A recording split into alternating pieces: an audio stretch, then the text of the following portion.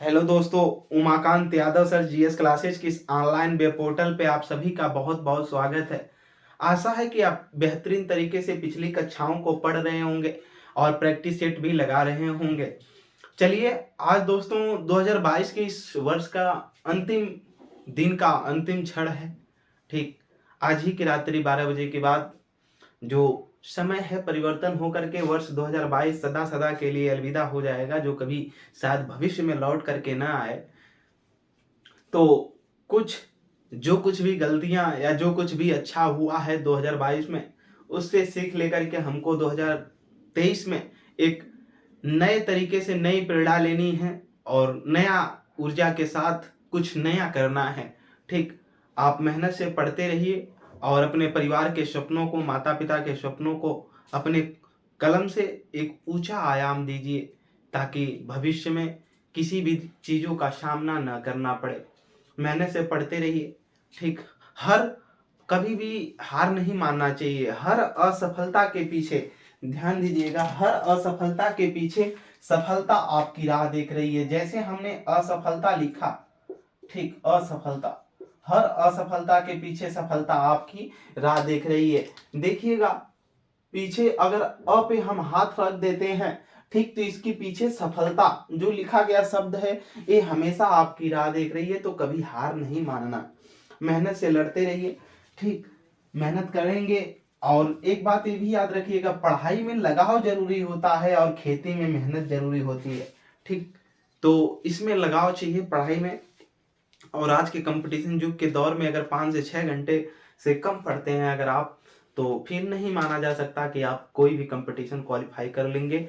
ठीक, कम से कम 5 से 6 घंटे पढ़ते रहिए और प्रैक्टिस सेट जरूर करिए प्रीवियस ईयर के सालों पेपर। कहीं कोई दिक्कत परेशानी होती है सामान्य अध्ययन संबंधी भी, तो आप हमको कमेंट सेक्शन में जरूर बताएं। हम हर तरीके से आपका सहयोग करने की पूरी कोशिश करेंगे।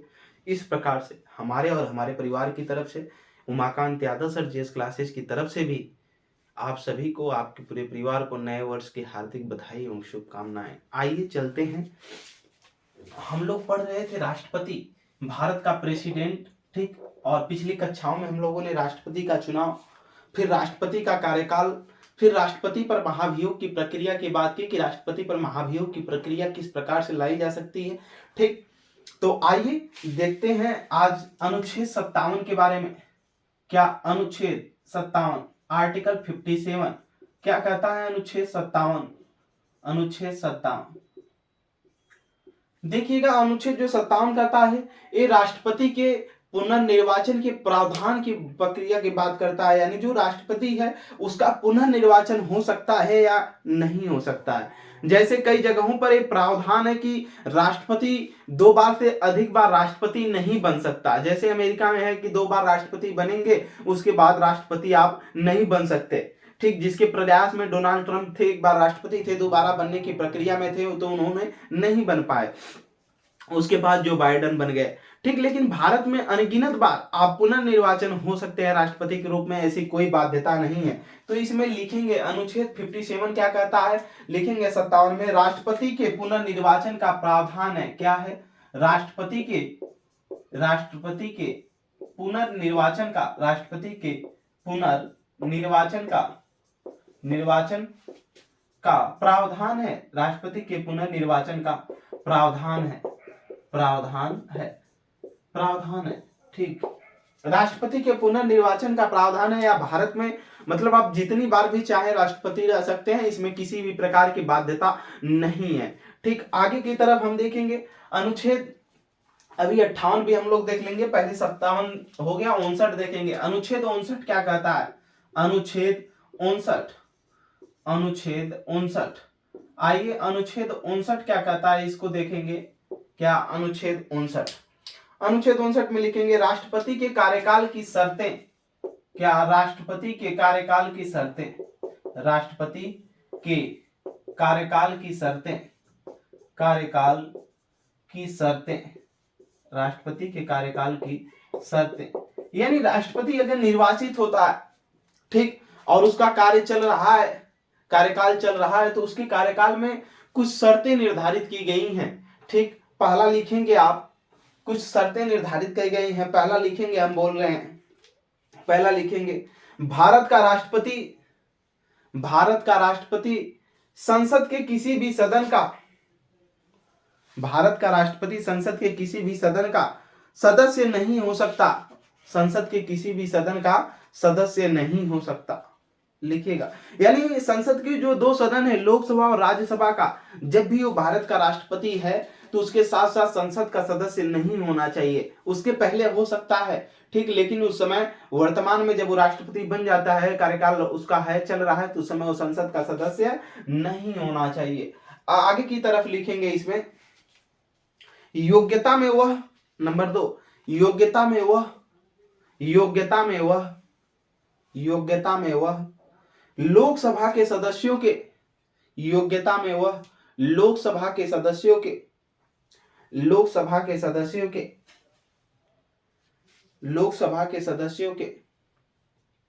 समान योग्यता रखता हो। लोकसभा के सदस्यों के समान योग्यता रखता हो। योग्यता में वह लोकसभा के सदस्यों के समान योग्यता रखता हो। नंबर 3 लिखेंगे, कार्यकाल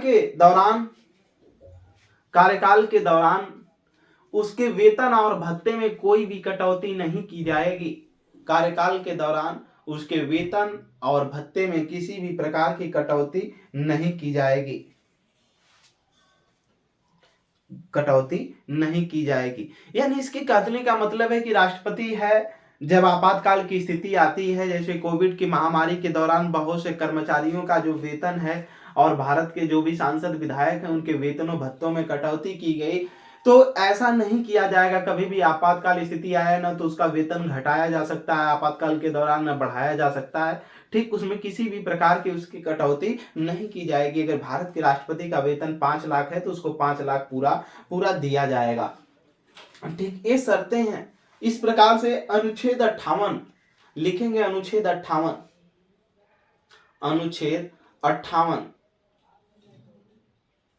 ठीक, अनुच्छेद 58, आप अनुच्छेद 58 लिखेंगे अपने से, ठीक। इसके बाद अगर नहीं समझ में आएगा तो हमको बताएंगे। आगे की तरफ लिखेंगे, अनुच्छेद 59 भी हो गया।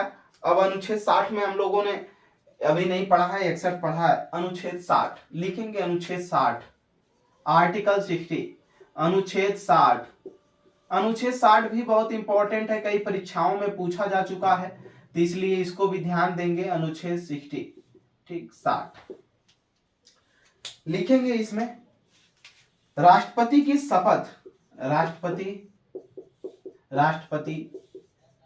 शपथ, यानी जो भारत का राष्ट्रपति होगा, जब ये भारत के संवैधानिक पद पर बैठ रहा है तो इसके शपथ लेता है संविधान का भी, साथ साथ जिस धर्म से संबंधित होता है उस धर्म की सबसे बड़ी पुस्तक, धार्मिक पुस्तकों से, अगर हिंदू धर्म से संबंधित है गीता, तो हाथ रख करके शपथ लेता है कि मैं अमुक, उसके बाद अपना नाम, आज इस संवैधानिक पद पर बैठ रहा हूं, यानी आसीन हो रहा हूं, ठीक, इसके अगर द्वारा मैं इस पद पे रहते हुए कोई भी ऐसा कार्य नहीं करूंगा जो संविधान के उल्लंघन में होगा।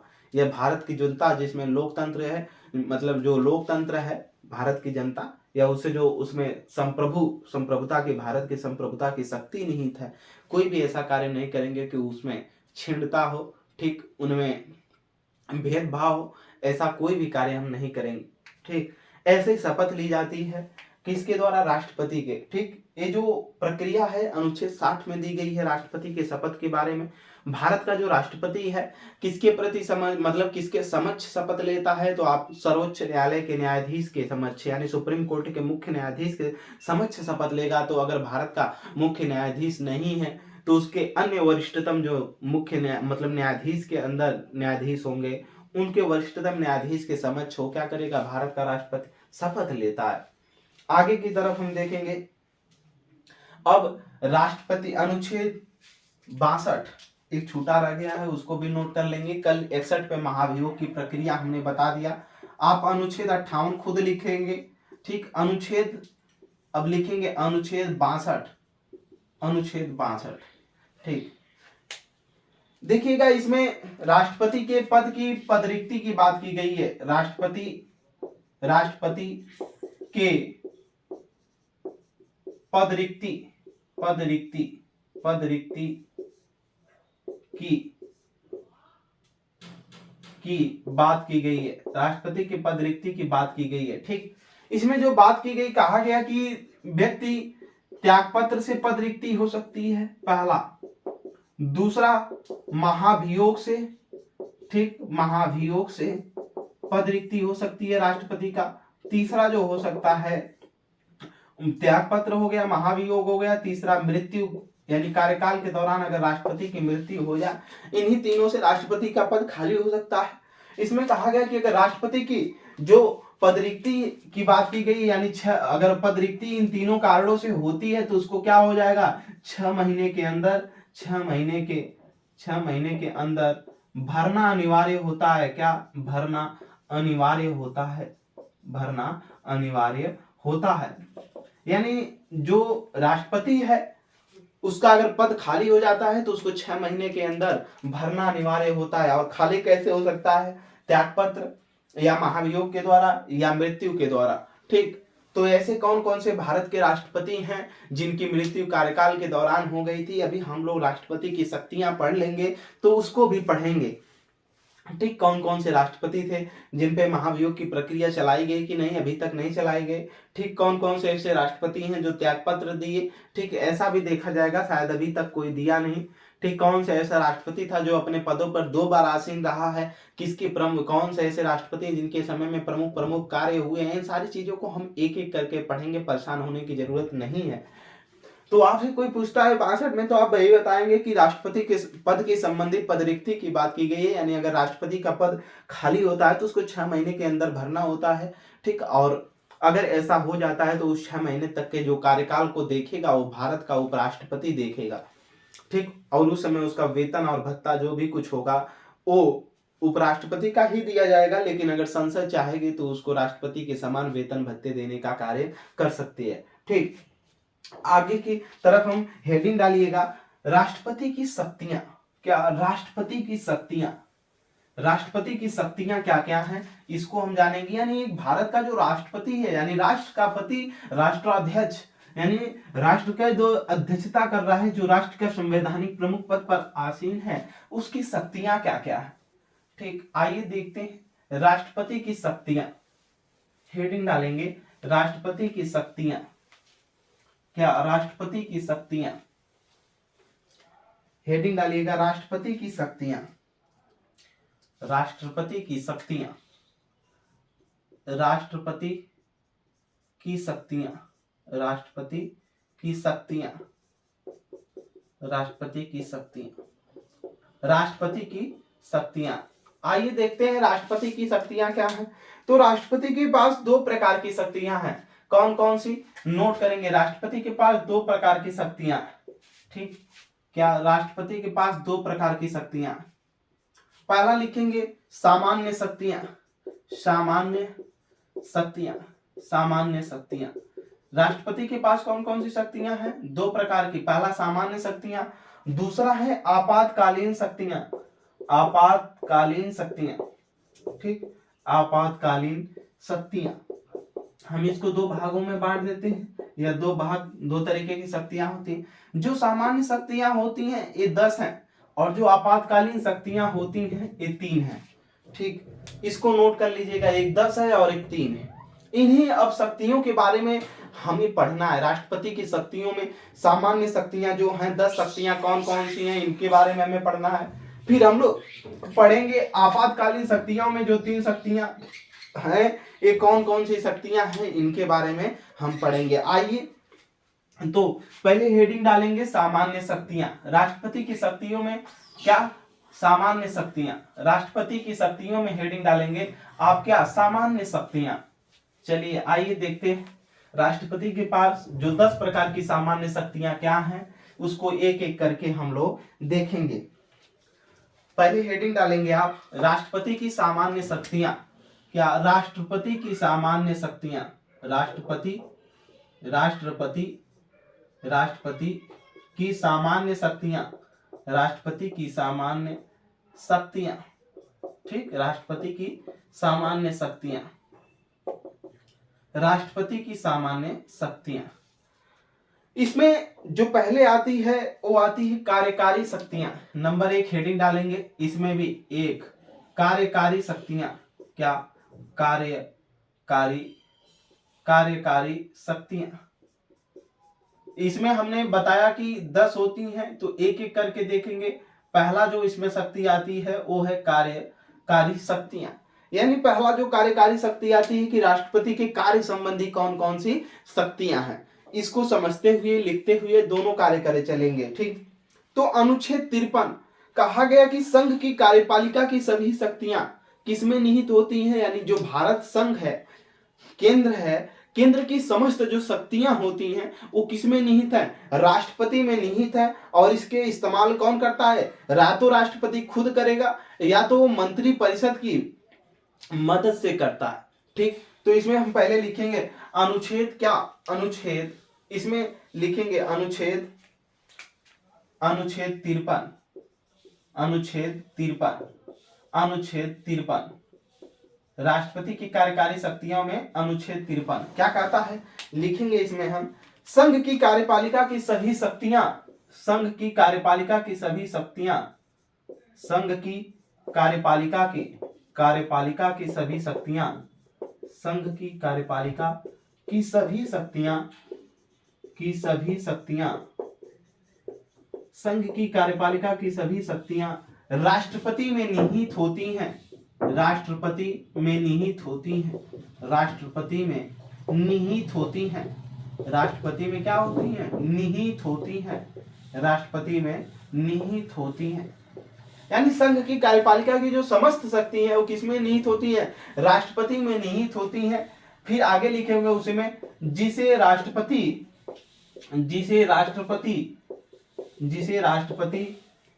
खुद या मंत्रिपरिषद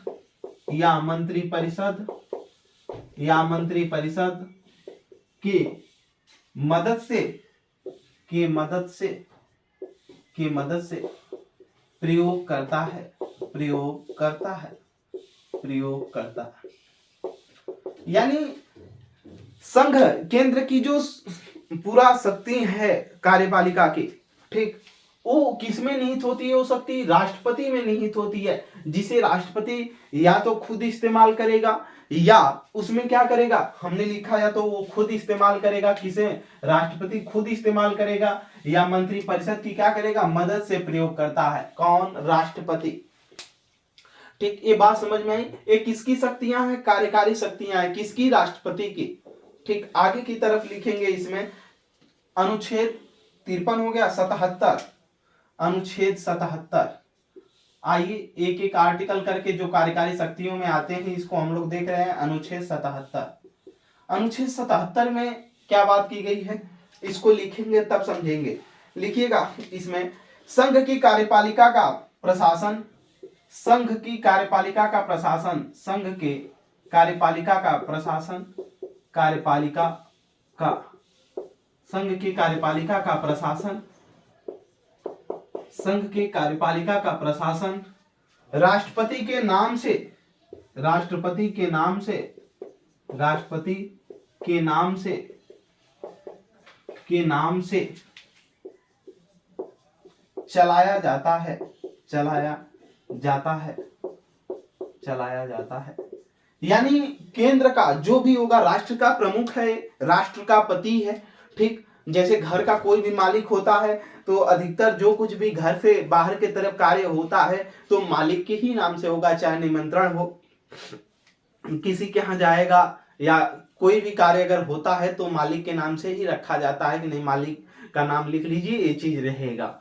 उसी प्रकार एक राष्ट्र का मालिक, एक राष्ट्र का पति, राष्ट्र प्रमुख, राष्ट्राध्यक्ष राष्ट्रपति होता है। इसीलिए संघ की कार्यपालिका का जब भी कोई कार्य संपन्न होता है या प्रशासन संबंधी जब भी कोई कार्य होगा तो उस प्रशासन से, विदेश से जो भी अंतर्राष्ट्रीय समझौते होंगे या कोई भी कार्य होता है, संधियां होते हैं, समझौते होते हैं, कोई भी चीज होगा उसमें राष्ट्रपति का नाम से ही वो चीज संपन्न होगी। वही कह रहा है अनुच्छेद 77 में कि जो राष्ट्रपति की एक ये भी कार्यकारी शक्ति है उसके पास, उसके कार्य की, कि संघ की कार्यपालिका का जितने भी प्रशासन का कार्य होगा वो किसके नाम से चलाया जाता है?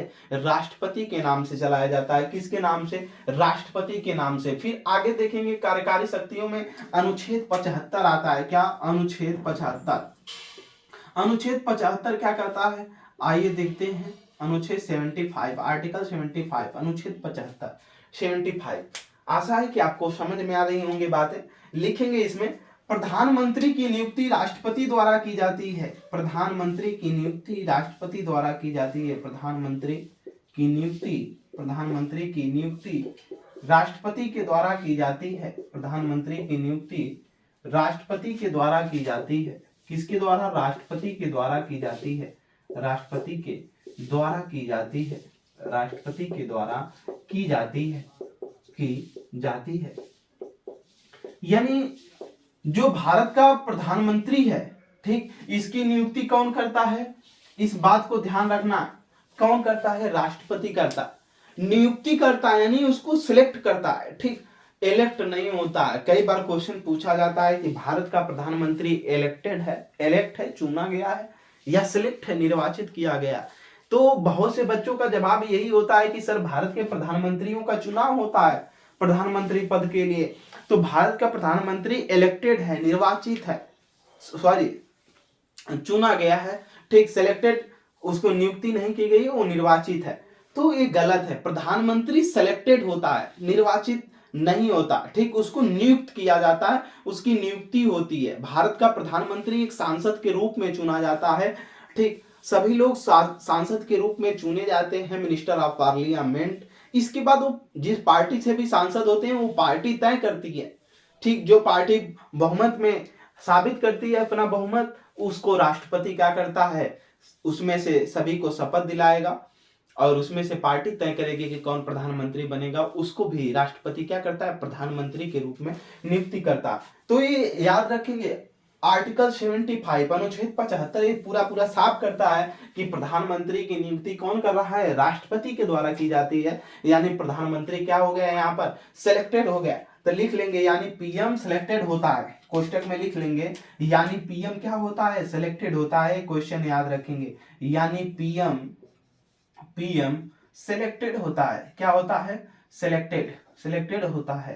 प्रधानमंत्री क्या होता है? नियुक्त होता है, न कि इलेक्टेड होता है। प्रधानमंत्री का चुनाव नहीं होता है, ठीक, बल्कि संसद के सदस्यों का यानी लोकसभा के सदस्यों का चुनाव होता है, राज्यसभा के सदस्यों का चुनाव होता है। जिसमें लोकसभा सदस्यों का जब चुनाव होता है तो जो भी सदस्य यानी जिस पार्टी से वो लड़ रहे हैं, अगर वो पार्टी बहुमत साबित करती है तो राष्ट्रपति उसमें से पार्टी के द्वारा किसी एक व्यक्ति के नामित व्यक्ति को क्या करता है? प्रधानमंत्री नियुक्त करता है। राष्ट्रपति की क्या है? कार्यकारी शक्तियां है। राष्ट्रपति को ये भी एक कार्य दिया जाता है कि वो क्या करे? प्रधानमंत्री की नियुक्ति करे।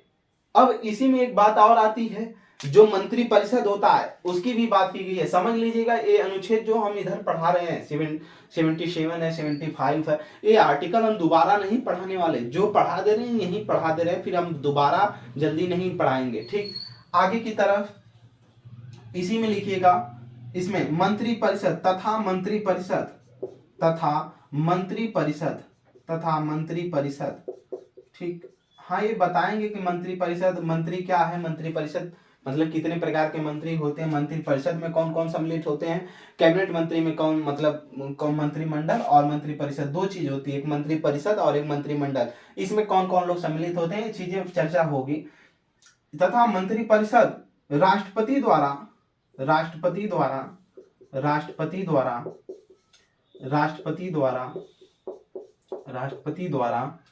प्रधानमंत्री की सलाह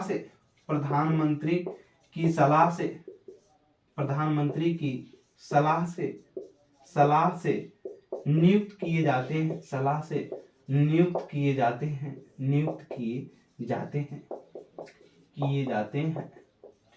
यानी जो मंत्री परिषद होगी, ठीक, मंत्री परिषद में समस्त मंत्री शामिल होते हैं। मंत्री 4 प्रकार के होते हैं, ठीक, मंत्री 4 प्रकार के होते हैं। कौन कौन होते हैं उसको भी हम लोग देखेंगे, ठीक।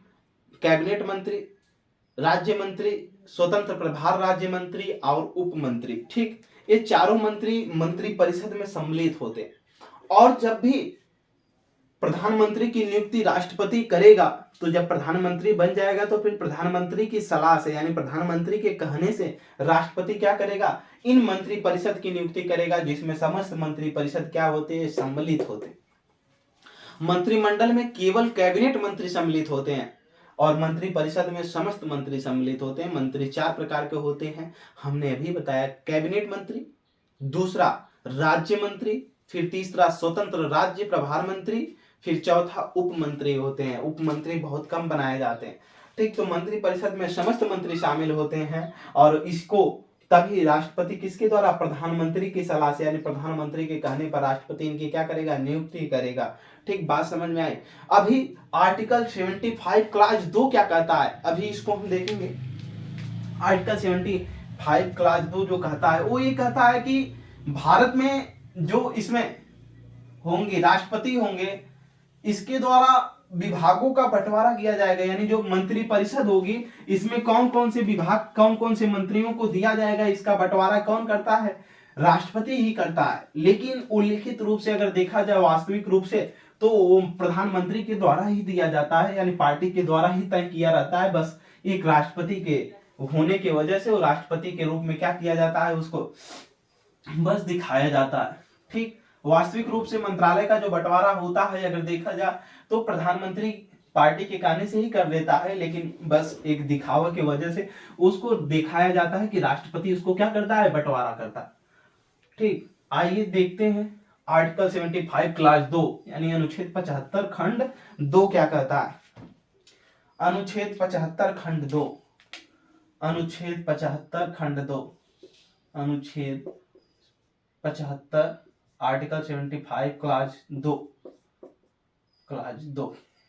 आइए देखते हैं इसमें हम कार्यकारी शक्तियों में भी आएगा, लिखेंगे राष्ट्रपति ही मंत्रियों में, राष्ट्रपति ही मंत्रियों में, राष्ट्रपति ही मंत्रियों में, राष्ट्रपति ही मंत्रियों में विभागों का बंटवारा करते हैं। राष्ट्रपति ही मंत्रियों में, राष्ट्रपति ही मंत्रियों में विभागों का बंटवारा करते हैं, विभागों का बंटवारा करते हैं, का बंटवारा करते हैं, बंटवारा करते हैं, करते हैं।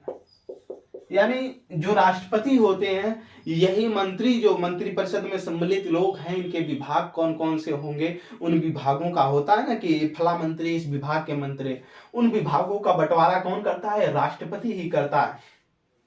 आगे की तरफ से लिखेंगे, नीचे स्टार बना करके डबल स्टार बनाकर लिखेंगे व्यक्तिगत रूप से, अगर वास्तविक रूप से देखा जाए व्यक्तिगत रूप से, व्यक्तिगत रूप से, व्यक्तिगत रूप से मंत्री राष्ट्रपति के प्रति उत्तरदायी होते हैं, राष्ट्रपति के प्रति उत्तरदायी होते हैं, उत्तरदायी होते हैं। वैसे तो मंत्रियों के जो प्रधान होंगे वो प्रधानमंत्री होते हैं।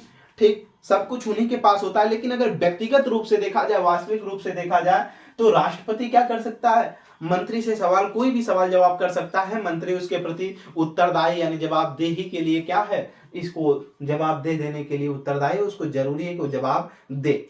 ठीक, और प्रधानमंत्री इसका वास्तविक प्रमुख है मंत्रियों का, ऐसी बात नहीं है।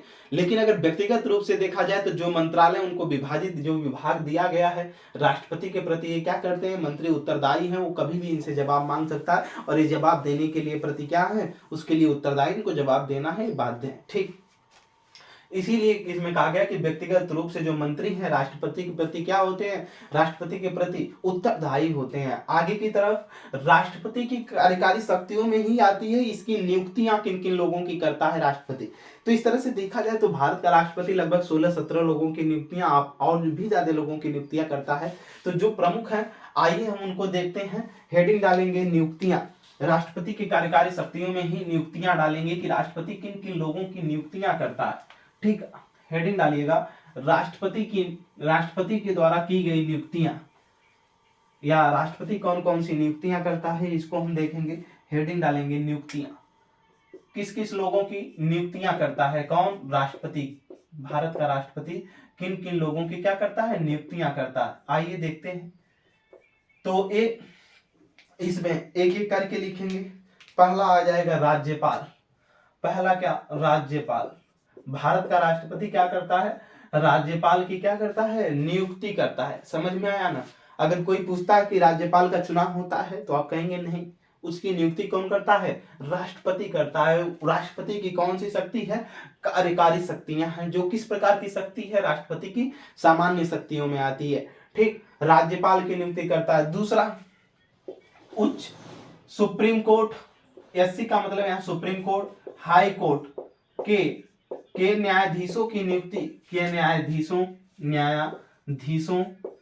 न्यायाधीशों एवं मुख्य न्यायाधीशों की नियुक्ति, न्यायाधीशों की नियुक्ति। ठीक, नियुक्ति नोट कर लीजिए। यानी जो सुप्रीम कोर्ट और हाई कोर्ट के न्यायाधीश होंगे उनकी, तथा जो मुख्य न्यायाधीश होते हैं सुप्रीम कोर्ट के भी, हाई कोर्ट के भी, उनकी नियुक्ति कौन करता है, कौन करेगा, राष्ट्रपति करता है। ठीक, उसकी कौन सी शक्ति है, कार्यकारी शक्तियां। आगे की तरफ लिखेंगे। तीसरा, अटॉर्नी जनरल, महान्यायवादी होता है। कौन, महान्यायवादी, भारत का महान्यायवादी।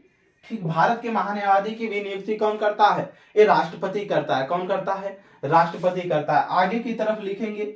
इसी में चौथा व्यक्ति होता है महाधिवक्ता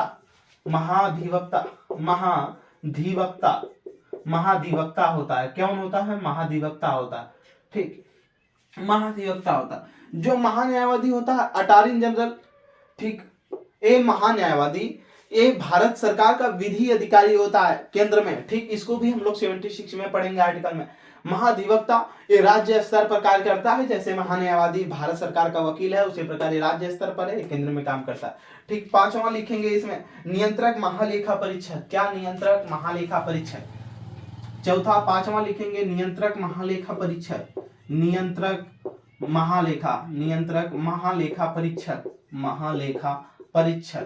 परीक्षक। ठीक, इसको हम बोलते हैं कैग। क्या, कैग। एक होता है लेखा परीक्षक, सीसीजी। ठीक, सीसीजी होता है, वो भी क्या होता है, महालेखा परीक्षक। वो लेखा परीक्षक होता है, ये नियंत्रक महालेखा परीक्षक होता है, इनकी नियुक्ति करता है। ये 5 हो गए। छठवां लिखेंगे हम इसमें, मुख्य निर्वाचन आयुक्त, यानी भारत सरकार का जो मुख्य निर्वाचन आयुक्त होगा, इलेक्शन कमीशन ऑफ इंडिया। ठीक, EIC भारत का मुख्य निर्वाचन आयुक्त, या ECI। ठीक, election commission of India Bharat का मुख्य निर्वाचन आयुक्त। इनकी भी नियुक्ति कौन करता है, राष्ट्रपति करता है। ठीक, ये राष्ट्रपति की कार्यकारी शक्तियां हैं जो सामान्य प्रकार की शक्तियों में आती हैं, इनकी नियुक्ति करता है। आगे लिखेंगे, छठवां के बाद सातवां, संघ लोक सेवा आयोग के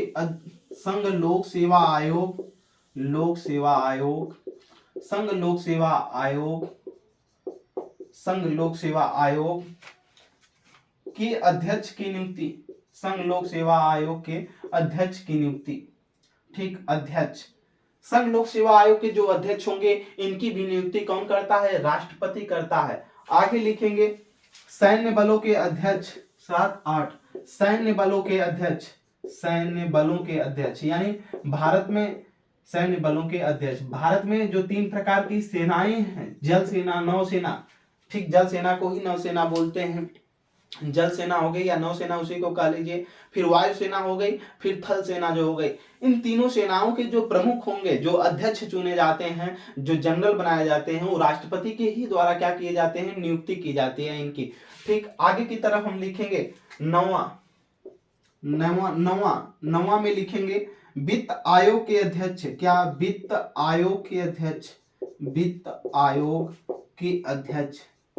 आयोग के अध्यक्ष। अभी हम लोगों ने इसके पहले प्रधानमंत्री को भी देखा कि प्रधानमंत्री की भी नियुक्ति कर रहा है राष्ट्रपति, उसको हमने इसमें नहीं लिखा।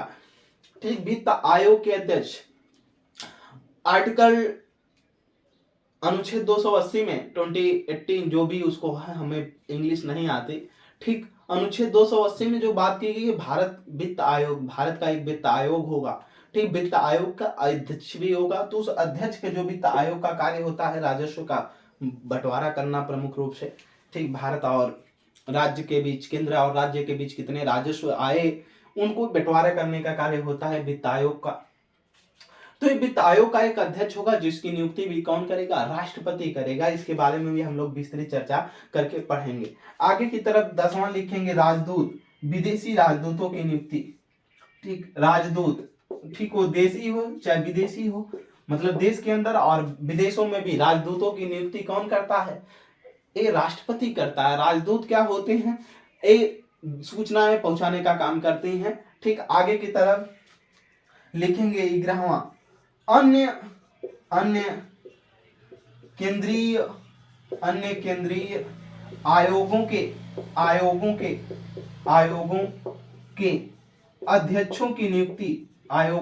अध्यक्षों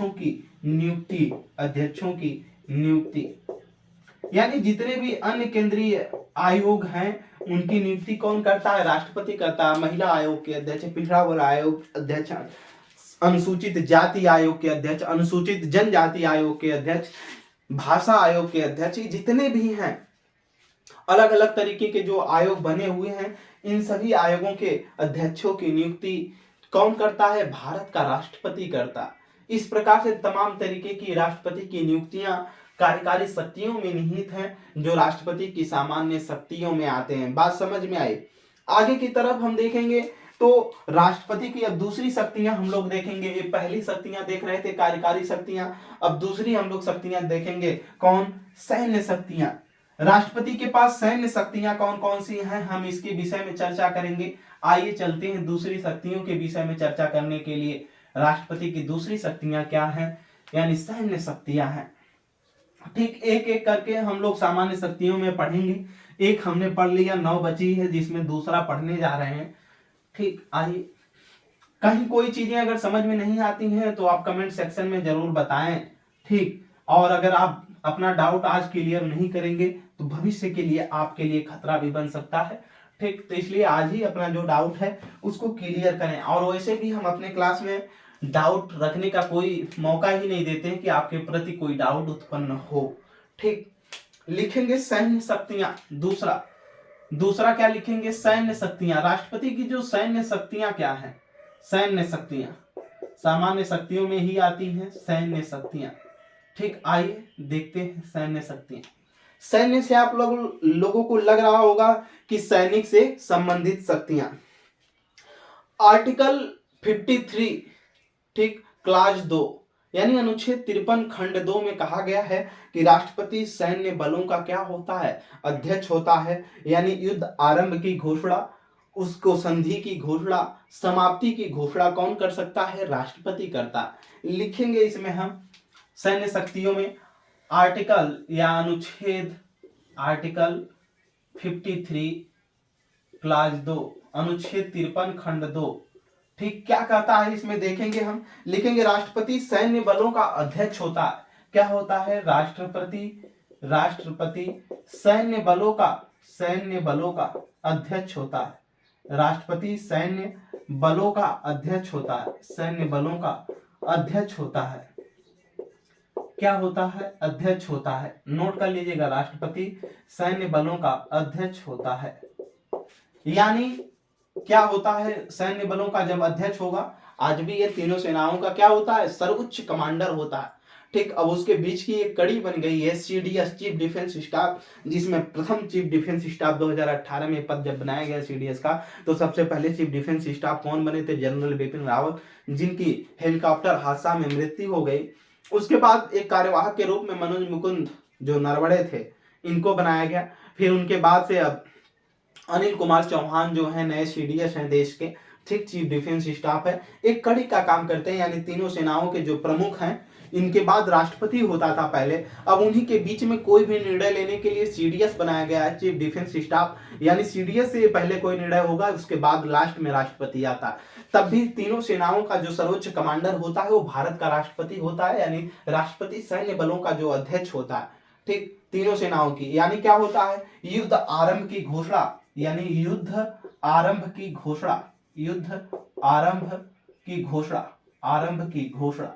किसी से युद्ध करना है, उसके आरंभ की घोषणा कौन कर सकता है? भारत का राष्ट्रपति ही करेगा, तभी होगा। तीनों सेनाओं का अध्यक्ष यही है, ठीक। जिसके नीचे अब सीडीएस भी है, राष्ट्रपति के नीचे, अब वो भी चाहेगा तो कर सकता है। घोषणा एवं समापन एवं समापन समापन एवं समापन एवं समापन का कार्य कार्य यही संपन्न करता है, यही संपन्न करता है, यही संपन्न करता है। यानी भारत का राष्ट्रपति ही क्या करता है? इसको संपन्न करता है। युद्ध आरंभ की घोषणा करेगा या तो उसको समापन की कार्य का जो कार्य होगा कौन संपन्न करता है? ये भारत का राष्ट्रपति ही करेगा, ऐसी घोषणा। आगे लिख लेंगे इसी में स्टार बना करके लिखेंगे, संसद चाहे तो संसद चाहे तो संसद चाहे तो संसद चाहे तो यानी अगर संसद चाहे तो रक्षा संबंधी कानून बना सकती है। रक्षा संबंधी कानून बना सकती है, संबंधी कानून बना सकती है, रक्षा संबंधी कानून बना सकती है।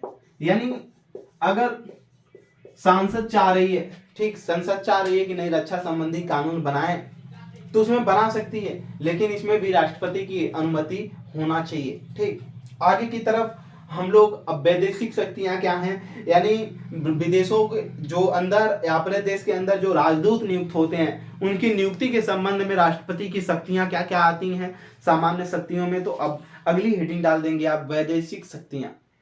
राष्ट्रपति की तीसरी शक्ति होगी, दूसरी हम लोगों ने सैनिक शक्ति देखा, पहला कार्यकारी शक्ति देखा, तीसरी शक्तियां डाल देंगे वैदेशिक शक्तियां, इसके बाद न्यायिक शक्तियां। इसी प्रकार करके हम सभी शक्तियों को पढ़ेंगे। तो अगली कक्षाओं में फिर आपके साथ मिलते हैं, किसके साथ? वैदेशिक शक्तियों के साथ, ठीक। मेहनत से पढ़ते रहिए और हमेशा एक जज्बा रखिए। हरिवंश राय बच्चन ने जो लाइन लिखा था, मंजिल मिले या न मिले ये तो मुकद्दर की बात है, हम कोशिश भी ना करें एक गलत बात है, ठीक। हमेशा कोशिश करना चाहिए, सफलता जरूर मिलेगी एक दिन, ठीक। कैसे मैं हार जाऊं इन असफलताओं के आगे, मेरी माँ मेरी सफलता की आस कब से लगाए बैठी है। इसी बात को बार बार रिपीट करते हुए आगे की तरफ कोशिश करते रहिए, ठीक। और कोशिश करने वालों की कभी हार नहीं होती, ठीक। लहरों के डर से कभी नौका पार नहीं होती, ठीक। तो आपको लड़ना पड़ेगा किसी भी चीज को पाने के लिए। इसी की तरह से आज 2022 के इस वर्ष का अंतिम समय भी है, यानी अंतिम दिन है आज 31 दिसंबर। बहुत दुख की बात है कि एक साल ये भी चला गया। जैसे कोरोना की तरह और भी चीज़ों से सामना करते हुए लोग यहाँ तक संघर्षों में पड़े कि अपनी रोजी रोटी संभालने के इस अवसर पर आए थे कि संभाल ही रहे थे कि एक ये भी वर्ष निकल गया, अगला वर्ष आया है। तो खुशी की ये बात है कि नए ऊर्जा के साथ कुछ नया करने का जज्बा सोचिए। आज ही अपने कॉपी में पेन उठा करके लिखिए कि नए वर्ष में हम जो पुराने वर्ष में गलतियां किए हैं उससे कुछ सीख करके कुछ नया करेंगे, वो गलतियों को दोहराएंगे नहीं, फिर समय नहीं बर्बाद करेंगे और अपने कलम से अपने माता पिता के जो हमारे प्रति उनके सपने हैं उसको एक नया ऊंचा आयाम देंगे 2023 में। ये खुद नोट करिए। इसी प्रकार हमारे और हमारे परिवार की तरफ से यानी Umakant Yadav sir GS classes की तरफ से आपको, आपके पूरे परिवार को नए साल की हार्दिक बधाई एवं शुभकामनाएं। इसी के साथ आप सभी को बहुत बहुत धन्यवाद, प्रणाम, नमस्कार। कहीं कोई इस साल में अगर हमारे प्रति पढ़ाई हुई या कहीं भी किसी भी तरीके से मनसा जो भी है मन से तन से और भी किसी तरीके से अगर कोई भी दुख हुआ हो, ठीक, तो उसके लिए मैं क्षमा प्रार्थी भी हूँ, ठीक। गलतियां हो जाती हैं तो एरर इज ह्यूमन, मानव से ही गलतियां होती हैं, ठीक। तो उसको आप क्षमा भी कर सकते हैं, ठीक। मेहनत से पढ़ते रहिए। Umakant Yadav sir GS classes की तरफ से फिर आप लोगों को बारंबार नए साल की हार्दिक बधाई एवं शुभकामनाएं। ये नया साल आप लोगों के जीवन में एक नई ऊर्जा लेकर के आए, सुख समृद्धि धन वैभव की प्राप्ति हो आप लोगों को, आप लोग सदैव प्रगति के रास्ते पर रहें, मेरी यही बारंबार ईश्वर से कामना है आप लोगों के लिए। धन्यवाद। Umakant Yadav sir GS classes में जुड़ने के लिए आपका बहुत बहुत धन्यवाद। नए साल पे आप सभी को फिर से प्रणाम।